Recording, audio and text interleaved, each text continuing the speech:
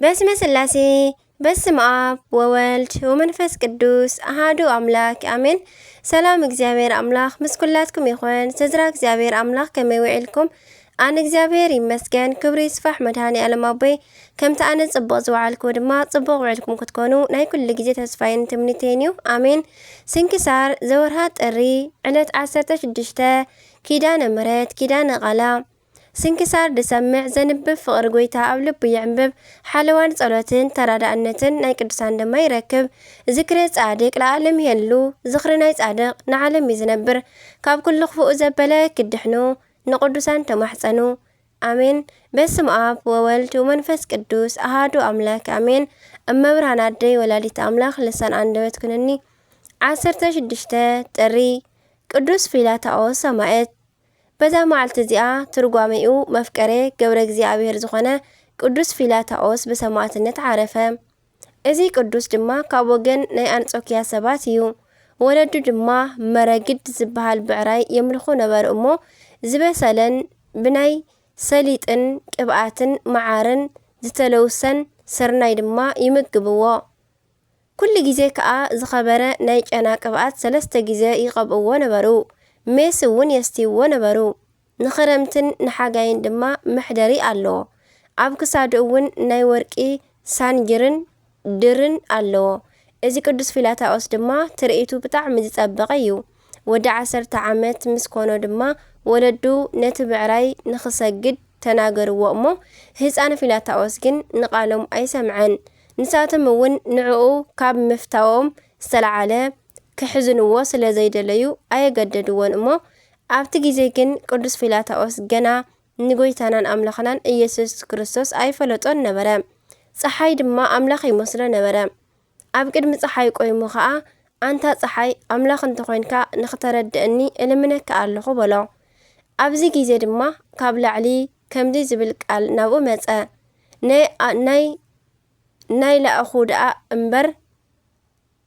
ናይ ላእኹ ደኣ እምበር ኣነ ንስኻ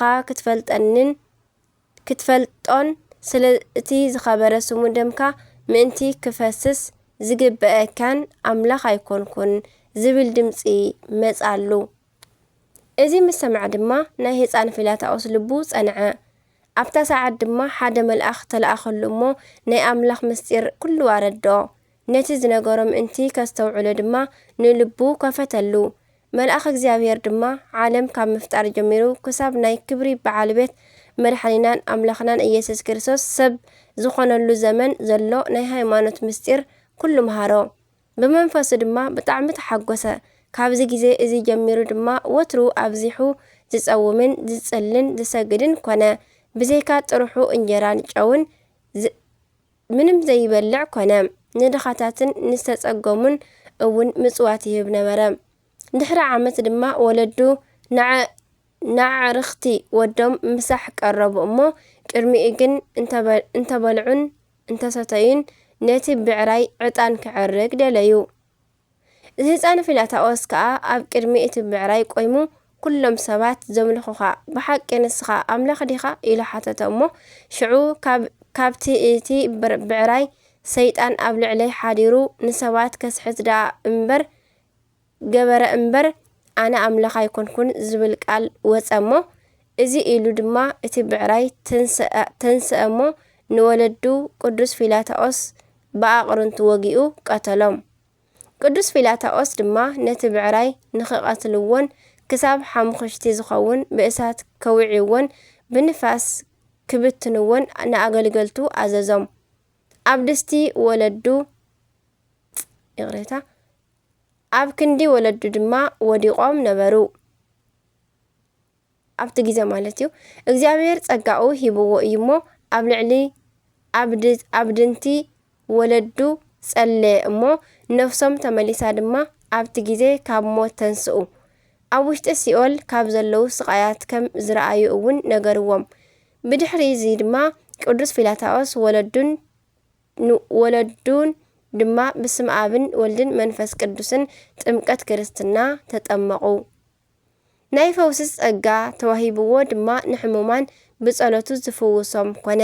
ወሬኡ ድማ እንዳ ንጉስ ዲዮቅልጥያኖስ ተሰምዐ እሞ መልእኽተኛታት ልኢኹ ድማ ናብኡ ኣምጽኦ ንኣጵሎን ዕጣን ንኽዕርግ ድማ ኣዘዞ ብዙሕ ቃል ኪዳን እውን ኣተወሉ ምስማዕ ምስ ኣበዮ ድማ ዝተፈላለዩ ዓይነት ጽኑዓት ስቃያት ንኸሳቅይዎ ኣዘዘ ብሓለንግታት እውን ክገርፍዎ ኣብ ልዕሊ ከውዱ ድማ ከበድቲ ኣእማን ኣቐመጡ ንሱ ግን ብሓይሊ ናይ ክብሪ በዓል ቤት ጎይታናን ኣምላኽናን ኢየሱስ ክርስቶስ ጽኑዕ ኮነ ብድሕሪ እዚ ድማ ንንጉስን ንዝረኸሱ ኣማልኽቱን ክረግሞም ጀመረ ንጉስ ድማ ኣፉ ንኽወቕዕዎ መልሓሱ እውን ንኽቐርጹ ኣስናኑ ንኽሰብሩ ኣዘዘ ጎይታና ድማ ብዘይ ጥፍኣት ጥዑይ ገበሮ ብድሕሪ እዚ ንጉስ ንኸታልሎን ጥዑይ ቃል ከናግሮን ጀመረ ቅዱስ ፊላታኦስ ድማ እናተሳለቆ እናጸረፎ ንኣማልኽቱ እውን ንኽስውእ ተሰማምዖም ንጉስ ድማ ሓቂ ስለ ዝመሰሎ ተሓጐሰ ኣብቲ ከተማ ድማ ኩልኹም ኣሕዛብ ንዑ ፊላታኦስ ንኣማልኽቲ ክስውእ እንከሎ ክትርእዩ ኩልኹም ተኣከቡ ኢሉ ኣዋጅ ኣንገረ ኩሎም ኣሕዛብ ድማ ናብ ውሽጢ እቲ ናይ ስቃይ ኣደባባይ ተኣከቡ ነቶም ጣዖታቱ እንተኣምፀውዎም ኣብ መንገዲ ቅዱስ ፊላታኦስ ንጣዖታቱን ንኣገልገልቶምን ንኩሎም ጣዖት ኣምለኽትን ምድሪ ተኸፊታ ንኽትውሕጦም ንናይ ክብሪ በዓል ቤት ጎይታናን ኣምላኽናን መድሓኒናን ኢየሱስ ክርስቶስ ለመኖ እታ ምድሪ ድማ ውሓጠቶም ድማ ኣብ ውሽጢ እቲ ናይ ስቃይ ኣደባባይ ድማ ዓብዪ ህውከት ክላህ ኮነ ነዚ ዘደንቕ ስራሕ ዝረኣዩ ብዙሓት ድማ ብናይ ክብሪ በዓል ቤት ጎይታናን ኣምላኽናን ኢየሱስ ክርስቶስ ኣመኑ ንጉስ ድማ ብጣዕሚ ተቆጢዑ ኣራእስቲሆም ንኽቆርጹ ኣዘዘ ቆረጽዎም ድማ ናይ ሰማዕትነት ኣኽሊል እውን ተቐበሉ በረኸቶም ይሕደረና ናይ ዘለኣለም ህይወት እውን ኣተዉ ንቅዱስ ፊላታኦስ ድማ ብስቃዩ ምስ ደኸመ ንኽሳዱ ብሰይፊ ንኽቆርጹ ኣዘዘ ቆረጽዎ ድማ ናይ ሰማዕትነት ኣኽሊል እውን ተቐበለ በረኸት ረድኤት ናይ ቅዱስ ፊላታኦስ ምስ ኩላትና ይኹን ኣሜን ንእግዚኣብሔር ኣምላኽና ምስጋና ይኹኖ ንዓና እውን ብጸሎት እዚ ቅዱስ ሰማዕት ይምሓረና በረኸት እውን ምሳና ተሃሉ ኣሜን ኣርኬ ድማ ከምዚ ይብል ሰላም ለፊላታኦስ መስዋእተ ኣምላኽ ደሙ ወመፍቀረ እግዚእ ትርጓሜ ስሙ ከመ ኢኮነ ፈጣሪ እንበለ ፍጥረት ዳእሙ ፀሐይ ገሃደ ነገሮ ለሰማይ በፍጽሙ ወዘያመልክዎ ለህም ኣቡሁ ወእሙ ይብል በረኸት ይሕደረና ከምኡውን ኣባ ጲላዲዮስ ከምኡውን በዛ መዓልቲ እዚኣ ክቡር ኣቦ ቅዱስ ጲላዲዮስ መስተጋድል ኣዕረፈ እዚ ቅዱስ ኣቦ ከዓ ካብ በዓቲ እንከይወፀ ገጽ ኣንስቲ እንከይረኣየ 50 ዓመት ዝገበረ እዩ ዘደንቑ ተኣምራት ናይ ምግባርን ትንቢት ናይ ምዝራብን ሃብቲ እውን ተዋሃቦ ዜናኡ ድማ ኣብ ኩሉ ቦታ ተሰምዐ ኣብ ሃገረ ምስር ድማ ሓደ ነጋዲ ነበረ እሞ ንሱ ድማ ንኽነግድ ኣብ መርከብ ተጻዒኑ እንክኸይድ ከሎ ማዕበል ተላዒልዎ ክሳብ ዝጥሕል ኮነ ኣብዚ መጨነቂ ግዜ ድማ እቲ ነጋዲ ብናይ ኣባ ጵላዲዮን ጸሎት ተማሕጺነ ኣለኹ ካብ ሞት እንተድሒነ ድማ 100 ናይ ወርቂ ዲናር ንዕኡ ክህብ እየ ኢሉ ዓዊሉ ተዛረበ ከምዚ ኢሉ ኣብ ዝተዛረበ ግዜ ድማ ሽዑ ንሽዑ ነታ መርከብ ብመስቀሉ እናቐዘፈ ንኣባ ጲላዲዮን ረኣዮ ካብ ምጥሓል ኣድሒኑ ድማ ናብ ወደብ ብሰላም ኣብጽሖ እቲ ነጋዲ ድማ ዝተማጻብዖ 100 ወርቂ ዲናር ሒዙ ናብ ኣባ ጲላዲዮን ከደም ኣብ መንገዲ እንከሎ ድማ መሺም ኣብ መሕደሪ ኣጋይሽ ሓደረ ኣቡ ከዓ ምሪት ዝበሃል ሓደ ሰብ ረኸበ እሞ ብልቡ ዝሓሰቦ ምስጢሩ ነገሮ ምሪት ድማ ኣነ ነቲ ቦታ ስለ ዝፈልጦ ከብፅሐካ እየ ኢልዎ ንጽባሒቱ ክልቲኦም ተተሓሒዞም ናብ ኣባ ጵላዲዮን ከዱ እቲ ነጋዲ ድማ ሒዝዎ ዝመፀ 100 ናይ ወርቂ ዲናር ንኣባ ጲላዲዮን ሃቦ ነገር ግን ኣባ ጲላዲዮን ባሪኹ ነቲ ወርቂ ከም ዘይወስዶ ነገሮ እንታይ ደኣ ወሲዱ ንድኻታትን ንጸሞም ዝሓደሩን ንኽብትኖ ነገሮ እቲ ነጋዲ ድማ ኣብ ትሕቲ ኣባ ጲላዲዮን እግሪ ወዲቑ ምስ ለመኖ ንበረኸት ምእንቲ ክኾነሉ ቁሩብ ወሲዱ ንድኻታት ወሲዱ ክህብ ነገሮ እሞ ባሪኹ ኣፋኖ እቲ ነጋዲ ድማ ነቲ ወርቂ ሒዙ ምስ ተመልሰ ካብቲ ጎቦ ወሪዱ ኣብ ወሓዚ ምስ በጽሐ ሰይጣን ኣብ ልቡ ኣብ ልቢ ሙሪት ሓዲሩ ንወርቂ ክወስድ ደለያ። ነቲ ነጋዲ ብመዓት ብሓደገኛነት ተወርዊሩ ቀቲሉ ድማ ንወርቂ ወሰዶ። ለይቲ ከዓ ናይቲ ነጋዲ ዓስከረን ተሸኪሙ ወሲዱ ኣብ ኣፍ ደገ ኣባ ጲላዲዮን ደርበዮ። ንጽባሒቱ ከዓ ናብቲ ገዛኢ ሃገር ከይዱ ነቲ ነጋዲ ኣባ ጲላዲዮን ከም ዝቐተሎ ኣውረየ። እቲ ገዛኢ ሃገር መኮንን ድማ ንኣባ ጲላዲዮን ኣሲሩ ስለሞት እቲ ነጋዲ መርመሮ። ኣባ ጲላዲዮን ድማ ኣነ ኣይቀተልክዎን ምስ በሎ ኣይኣምነካን በሎ። ድሕሪ እዚ ድማ ኣባ ጲላዲዮን ናብታ ዓስከረን ቀሪቡ ነቲ ቃሬዛ ሒዙ ምስ ጸለየ አንታሬሳ መን ከም ዝቐተለካ ተንሲእካ ንኽትዛረብ ብስም እግዚአብሔር እእዝዘካ ኣለኹ በልዎ እሞ ሽዑ ንሽዑ ድማ እቲ ዝሞተ ነጋዲ ካብ ሞት ተንሲኡ ስለ ወርቁ ኢሉ ሙሪት ከም ዝቐተሎ ተዛረበ። እቲ መኮንን ድማ ነዚ ተኣምር እዩ ደንጊጹ ኣብ ትሕቲ እግሪ ኣባ ጲላዲዮን ሰገደ። ኣብ ልዕሊኡ ክፉእ ስለ ዝገበረ እውን ተናስሐ። እቲ መኮንን ንሞሪት ክቐትሎ ምስ ደለየ ኣባ ጲላዲዮን ከም ዝገድፎ ገበረ። ኣባ ጲላዲዮን ድማ ድሕሪ ብዙሕ ተጋድሎ ንእግዚአብሔር ደስ ኣቢሎሞ ብሰላም ሽምግልና በዛ መዓልቲ ብሰላም ዓረፈ። እግዚአብሔር ኣምላኽና ምስጋና ይኹን። ንዓና እውን ብጸሎት እዚ ጻድቕ ይምሓረና። በረኸት እውን ምሳና ተሃሉ ንዘለዓለም ዓለም ኣሜን። ኣርኬ ድማ ከምዚ ይብል ሰላም ለጳዲዮን እጉሰ መከራ ወህማም ኣመሓሰወ ለአሊሁ ብእሴት ስጋ ወደም በሃይለ ጸሎቱ ቅድስት እስከ ተንስአ ንውም ሱታፌ ምግባሩ ወላእከ ዚአሁ ድኩም ለቴዎድሮስ ረድኡ ሰላም ይብል። በዛ መዓልቲ ድማ ናይ ቅዱስ ፊላታኦስ ማሕበር ዝኾኑ 10,533 መኳንንቲ ብሰማዕትነት ሞቱ። በረኸቶም ምሳና ተሃሉ ንእግዚአብሔር ኣምላኽና እውን ምስጋና ይኹኖ ኣሜን። ከምኡ እውን በዛ መዓልቲ እዚኣ ናይ ቅዱስ ቄርቆስ ማሕበር ዝኾኑ 11,443 መኳንንቲ በሰማዕትነት ሞቱ። በረኸቶም ምሳና ትኹን ንዘለዓለም ዓለም ምስጋና ይኹን ኣሜን። ንእግዚአብሔር ኣምላኽና እውን ምስጋና ይኹኖ። ኣርኪያት ድማ ሰላም እብል ዘምስለ ቂርቆስ ሰማዕታተ 1410 ዝኣኮ እለ ሞቱ ሰናየ ሞተ ሃጣን ኣላ ዘረውዎሙ ዝርወተ ከመይ ዘርዉ ተኩላት መርኤተ ይብል። ሰላም እብል ሰላም ለ1500 ሰራዊት ወለ3 መኳንንት ማህበራኒሁ ለሄር ፊላታኦስ ሰማዕት እስመ እጸርህ ሃቤክሙ ኣመሰአ ሁረት እጽብት ከመትቁሙኒ በይእቲ ፍኖት ይብል። ኣርኪያት ናይ ልሙዓንቲ ማልቲ በረከተ ምሕደረና። ከምኡ እውን ኣባ ዮሃንስ ሊቀ ጳጳሳት በዛ መዓልቲ እዚኣ መበል 48 ሊቀ ጳጳሳት እለ እስክንድርያ ኣባ ዮሃንስ ሊቀ ጳጳሳት ኣዕረፈ። እዚ ቅዱስ ኣቦ ካብ ብንእስነቱ ኣብ ናይ ገዳም ኣስቄጥስ ቤተክርስትያን ቅዱስ መቃርስ መንኮሰ። ብጾምን ብጸሎትን ተጸሚዱ እውን ብዓቢ ተጋድሎን ትጋህን ተጋደለ። እግዚአብሔር ሓሪዎ ድማ ኣባ ሚካኤል ሊቀ ጳጳሳት ኣብ ቤተክርስትያን ቅዱስ ሚናስ ሰማዕት ቅሽና ሸሞ። ኩሉ ሃብቲ ቤተክርስትያን መሬትን ምእመናን ናብታ ቤተክርስትያን ዘምጽዎ ገጸ በረኸትን መብጽባዓን ኣረከብዎ። ኣብታ ቤተክርስትያን እውን ሰናይ ምግብና እናመገበ ኣገልገለን። ቅድሚኡ ዝነበረ ኣባ ሚናስ ሊቀ ጳጳሳት ምስ ዓረፈ ድማ ኤጲስቆጶሳነት ልሂቃንን ንመን ሊቀ ጳጳሳት ገይሮም ከም ዝሸሙ ንኸሓርዩ ተኣከቡ። ንብዙሓት ሓርዮም ኣስማቶም ኣብ ክርታስ ጸሓፉ። ሓደ ጻድቕ ሰብ ድማ ንመጋቢ ቤተክርስትያን ቅዱስ ሚናስ ሰማዕት ቀሺ ዮሃንስ ንምንታይ ረሳዕኩምዎ በሎም። ኩሎም እውን ብናይ እማን ንሱ ነዛ ሽመት ይግባእ እዩ በሉ። ስሙ እውን ኣብ ክርታስ ጽሒፎም ምስኣቶም ደመርዎ እሞ ነተን ክርታሳት ኣብ ምስዋ ኣቐሚጦም ድማ እናጸልዩን እናቐደሱን 3 ዕለታት ቀነዩሞ።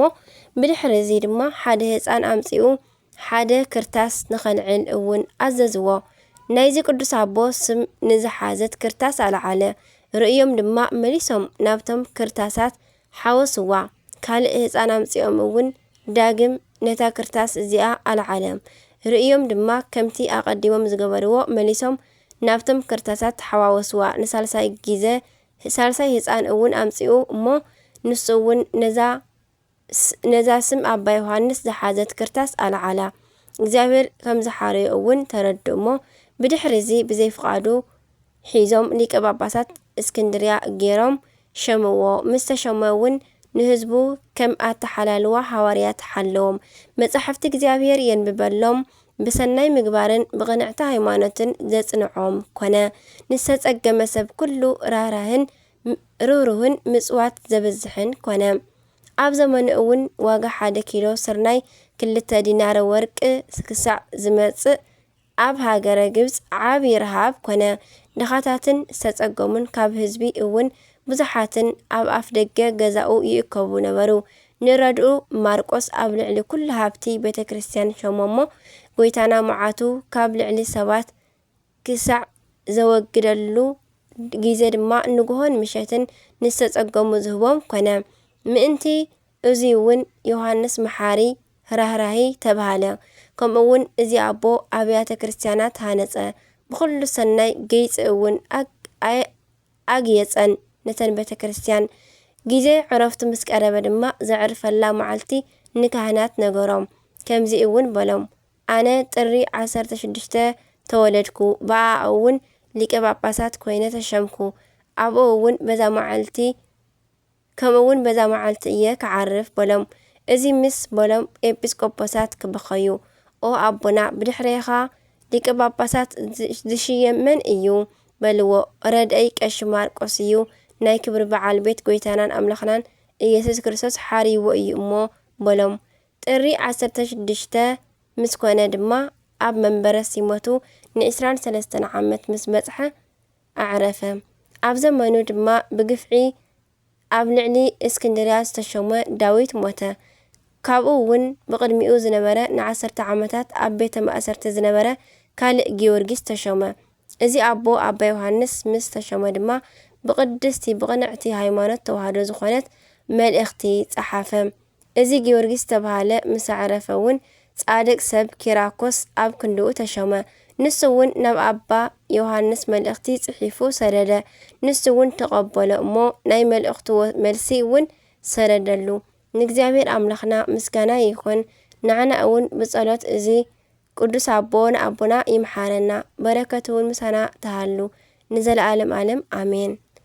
ኣርኬ ሰላም እብል ለዮሃንስ ከሳቲ ምስጢረ ኤልያስ ዘትመጽእ በቅድመ ጉባኤ ኣሃቲ እንዘ ይብል ሰዓተ ሞትየ በእንታክቲ ወተወለድኩ አንሰ በዕለት ዛቲ ወበትረያርክ ተሰየምኩ ባቲ። ኣሜን። በረኸት ይሕደረና ኣሜን። ከምኡውን ኣባ ዳንኤል ዘሶርያ ከምኡውን በዛ መዓልቲ እዚኣ ዓምድ ካብ ዝበሃል ሃገር ዝተረኸበ ማር ኣባ ዳንኤል ሶርያዊ ይዓረፈ። ኣቦ እዚ ቅዱስ ድማ ብወርቅን ብሩርን ዝሃፍተመ ነበረ። ኣቦ ምስ ሞተ ድማ ሊቀ ጳጳስ ሃገረ ዓምድ ኣባ ዲዮናስዮስ እዚ ቅዱስ ብዝግባእ ኣዕበዮ። መጀመርታ ዲቁና ቀፂሉ እውን ቅሽና ምስ ሸመ ኣመንኮሶ። ድሕሪ እዚ ድማ ኣቡነ ዳንኤል ካብ ሰንበት ክሳብ ሰንበት ብምጻም ብምጽላይ ብዓቢ ተጋድሎ ምንባር ጀመረ። ሃብተ ፈውሲ እውን ተዋሃቦ። ድሕሪ እዚ ገጽ ኣንስቲ ከይርኢ ምስ ጎይታና ጽኑዕ ማሕላ ገበረ። ወላዲት ኣዲኡ ድማ ምስኡ ስለይኡ ወርኡ ኣብ ሰማዓትሉ ግዜ ክትረኽቦ መጸት እሞ ክትርእዮ ድማ መልእኽቲ ለኣኸትሉ። ንሱ ድማ ገጽ ኣንስቲ ከይርኢ ኣደየ ኣብ ቅድሚ ጎይታና ምሒለ እየ በላ። ንሳ ድማ ኣነ ኣዴኻ ዶ ኣይኮንኩን ከመይ ኢልካ ከም ካልኦት ኣንስቲ ትምስለኒ በለቶም። እምቢ ምስ በልዋ ድማ ክልተ ኣዋልድ ሓንቲ ልብሲ ለቢሰን እናርኣያኻ እግዚኣብሔር የርእየኒ ኢላ ረጊማቶም ናብ ቤታ ተመልሰት። ድሕሪ ቁሩብ መዓልታት ምእመን ሰብ ንሊቅ ዳንኤል ኣባ 300 ናይ ወርቂ ዲናር ወሰደሎም እሞ ኣብ ግዜ ምሸት ድማ ኣብ ኣፍ ደገ ናይ ሊቅ ዳንኤል ምስ በጽሐ ምስኡ ዝነበረ ፈታዊኡ ስለእቲ ወርቂ ኢሉ ቀተሎ። ብዛዕባ እቲ መዋቲ ንጉስ ዓምደ ኣብ ሃገረ ዓምድ ምስ ሰምዐ ንኣባ ዳንኤል ካብቲ ዘለዎ ኣጸውዖ እሞ ኣብ ምሕጸቢ ቤት ዝነበራ ክልተ ኣዋልድ ድማ ናይ ኣባ ዳንኤል ምምጻእ ወሬኡ ምስ ሰምዓ ካብ ተሃዋኸን ዝተለዓለ ክመኽራኦ ሓንቲ ልብሲ ለቢሰን መጻ። ኣባ ዳንኤል ድማ ኣዲኡ ዝተዛረበቶ መርገብ ስለ ዝበጽሖ ብኣገርሞት ፍሽኽ ኢሉ ሰሓቐ። ንጉስ ድማ ብዛዕባ እቲ ዝሞተ ሰብ ንኣባ ዳንኤል ምስ መርመሮ ኣነ ኣይቀተልክዎን፣ ነገር ግን ዝቐተሎ ባዕሉ እቲ ዝሞተ ሰብ ይዛረብ በሎ። ኣብቲ ግዜ እቲ ድማ እቲ መዋቲ ብናይ ኣባ ዳንኤል ጸሎት ካብ ሞት ተንሲኡ ቀታሊኡ መን ከም ዝኾነ ተዛረበ። ነዚ ድንቂ ተኣምር ሪኦም ንጉስን ኩሎም ህዝብን ኣብ ቅድሚ ኣባ ዳንኤል ሰገዱ። ንጉስ ድማ ብዙሕ ወርቂ ክህቦ እንተደለየ ኣይቅበልን ኢሉ ናብ በዓቱ ተመልሰ። ንጉስ ከዓ ዓብይ ገዳም ሰሪሕሉ እቲ ገዳም ናይ ብዙሓት መነኮሳት መአከቢ ኾነ። ኣባ ዳንኤል ድማ ሸምገለ። ንእሽተይ ሓሚሙ ድማ በዛ ለማዓንቲ ብሰላም ዓረፈ። በረኸቱ ምሳና ተሃሉ ንዘለዓለም ንእግዚአብሔር ኣምላኽና እውን ምስጋና ይኹኖ ንዘለዓለም ዓለም ኣሜን። ኣርኬ ድማ ከምዚ ይብል ሰላም ለዳንኤል እንተ በጻ ብጻተ ከመ ኢይርአይ ኣንስተ ዓመ ንጉሰ ዓምድ ኣሃዞ እንዘይሰምዕ ውዴተ ዜና ቀታሊሁ ከመ ይንግር ክሱተ በሃይለ ጸለቱ አንሳአ ብእሴሙተ ይብል። ንእግዚአብሔር ኣምላኽና ምስጋና ይኹን። ንዓና እውን ብጸሎት እዞም ኩሎም ቅዱሳንና ይመሓረና ንዘለዓለም ዓለም ኣሜን።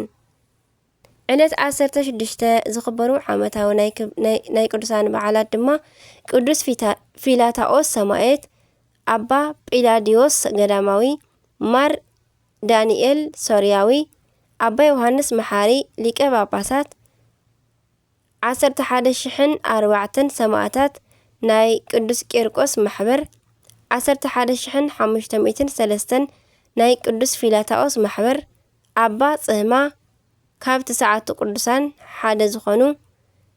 ወርሓዊ በዓላት ድማ በዓለ ኪዳና ለድንግል ኪዳነ ምህረት፣ ቅዱስ አኖሬዎስ ንጉስ፣ ቅዱስ አቡነ ገብረ ማርያም ንጉስ ኢትዮጵያዊ፣ ቅድስቲ ኤልሳቤጥ፣ ኣባ ዳንኤል፣ ኣባ አቡናፍር ገዳማዊ፣ ኣባ ዮሃንስ ወንጌሉ ዘወርቅ። በረኸቶም ይሕደረና፣ ካብ ፍቕሪ ቅዱሳን ይፍለየና።